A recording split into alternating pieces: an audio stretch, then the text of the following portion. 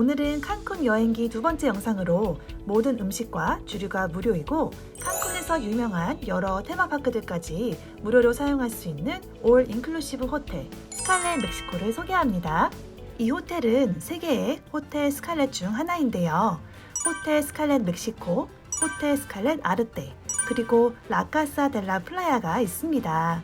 저희가 갔었던 호텔 스칼렛 멕시코는 한국인은 많이 없고 현지인들이 가족 단위로 많이 사는 곳이었고요. 나머지 두 호텔은 성인 전용 호텔이라 신혼부부나 커플들이 주로 오는 곳인데요. 스칼렛 아르테가 한국 커플들이 가장 많이 사는 곳이고요. 라카사 델라 플라야는 다른 두 호텔에 비해 숙박비가 2배가량 되지만 그만큼 훨씬 고급스러운 부티크 호텔입니다. 저희가 지난 10월에 호텔 스칼렛 멕시코를 방문했을 때의 비용은 성인 둘, 아이 1명 기준으로 5박 6일에 4,300불 정도였는데요. 칸쿤에는 다양한 가격대의 올 인클루시브 호텔이 많기 때문에 저렴한 가격이라고 말할 수는 없지만 앞서 말씀드린 것처럼 스칼렛 그룹 테마파크를 모두 무료로 사용할 수 있기 때문에 입장권까지 생각하면 나쁘지 않은 금액인 것 같습니다. 이 호텔을 이용하면 공항에서 호텔까지 왕복으로 셔틀을 무료로 제공해 주는데요. 시원한 음료수에 에어컨도 빵빵하게 틀어줘서 편하게 이동 가능합니다.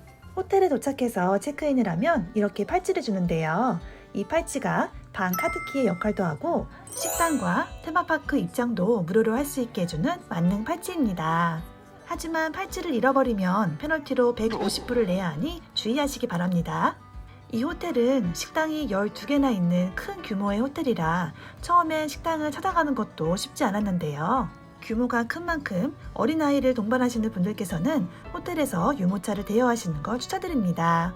개인적으로 이 호텔에서 가장 인상 깊었던 점을 꼽으라고 한다면 저는 바로 이곳 미로처럼 사방으로 길게 뻗어있는 동굴과 이 동굴을 감싸고 있는 아름다운 강이라고 말씀드리고 싶은데요. 이 모든 걸 모두 인공적으로 만들었다고 합니다. 동굴 안에서 잠시 쉬면서 목을 축일 수 있게 바도 만들어 놓았고요. 열대림에 있을 법한 커다란 잎사귀의 나무들로 정글의 모습도 느낄 수 있고 칸쿤에서 유명한 세노테의 모습을 비슷하게 만들어 놓았는데 여기도 상당히 아름다웠습니다. 좀 더 바깥쪽으로 나오면 인공 라군도 있는데요. 이쪽엔 생각보다 사람이 많이 몰리지 않아 가족과 프라이빗하게 놀기에 좋았습니다. 인공 라군이지만 물고기가 아예 없는 건 아니라 물고기 찾는 재미도 있었는데요. 보시다시피 수질이 별로 좋은 편이 아니라 스노클링을 하기엔 적합하진 않습니다. 라군 옆쪽으론 카약과 패들보드를 무료로 빌릴 수 있는 곳이 있습니다. 사용하려면 미리 시간 예약을 해야 하는데요. 사람이 많아 예약이 밀리는 경우가 있으니 예약을 먼저 하시고 라군에서 시간을 보내는 걸 추천드립니다. 메인풀에도 사람이 많았지만 워낙 규모가 커서 사람들끼리 부대끼는 불편함은 전혀 없었고요. 풀 바로 옆에 식당과 바도 있기 때문에 먹고 마시고 놀며 느긋하게 쉼을 누릴 수 있습니다. 키즈풀도 따로 준비되어 있었는데요. 수심이 얕은 곳부터 깊은 곳까지 있어서 좋았고 다양한 높이의 미끄럼틀과 머리 위로 떨어지는 폭포도 있어서 아이들에게 최고의 놀이터가 되어주었습니다. 호텔 곳곳엔 이렇게 아이스크림 카트가 있는데요. 남녀노소 구분 없이 언제나 사람들로 북적거렸습니다. 저희는 2개의 퀸베드가 있는 스위트 리버룸으로 예약했습니다. 인테리어는 나무의 색을 그대로 살린 브라운 톤으로 되어 있었고요. 너무 밋밋하지 않게 군데군데 핑크색으로 포인트를 줬네요. 이 숙소의 가장 큰 장점은 소파를 소파 베드로 사용할 수 있다는 점이었는데요. 사이즈가 꽤 크기 때문에 가족 단위로 와도 여유롭게 잠을 잘 수 있다는 게 좋았습니다. 테이블 위에는 웰컴 기프트로 제공되는 텀블러가 있었고요. 커피와 차도 정갈하게 준비되어 있었습니다. 침대 바로 옆에는 자쿠지 기능이 있는 욕조가 있고 그 옆으로 세면대가 2개 있습니다. 어메니티는 종류별로 넉넉히 준비되어 있고 샤워실도 깔끔히 잘 정돈되어 있었고요. 비데는 없었지만 변기가 따로 분리되어 있는 점은 좋았습니다. 올 인클루시브 호텔에서 가장 궁금하실 것 같은 식당을 보여드리겠습니다.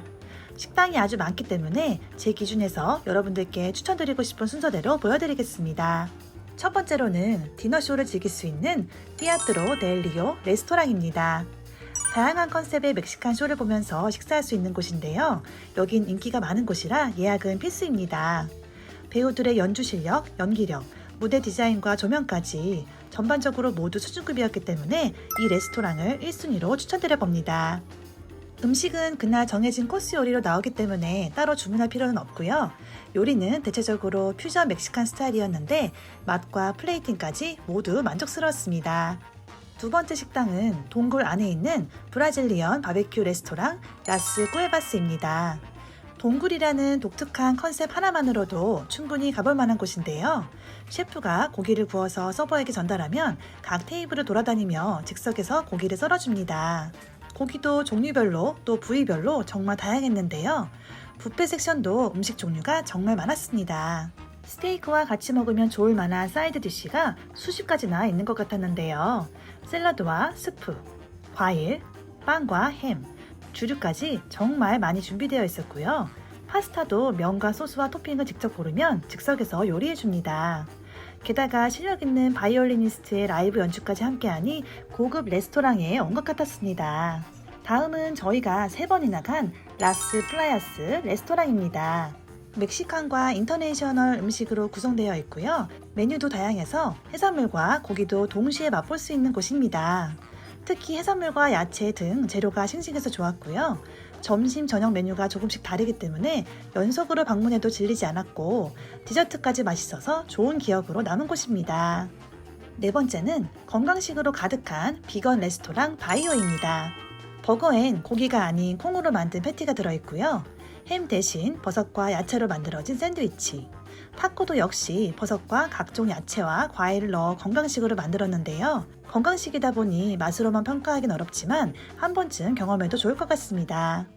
다음은 멕시칸 레스토랑 칸티나 로스 파롤레스입니다. 멕시코에 왔으니 멕시칸 음식을 제대로 먹어보고 싶다 하시는 분들은 이곳에 오시면 됩니다. 천장에 화려한 조명이 무척 아름다웠고 서버가 커다란 바구니를 들고 다니며 빵을 나눠주는 모습도 인상적이었습니다. 6번째 레스토랑은 키즈풀 옆에 있는 치발리입니다. 여긴 아이들에게 천국과도 같은 곳인데요. 달콤한 솜사탕도 있고 도너츠와 크림이 올라가 있는 쉐이크가 정말 맛있는 곳입니다. 주로 인터내셔널 음식이었는데 대체적으로 깔끔하고 맛있었습니다.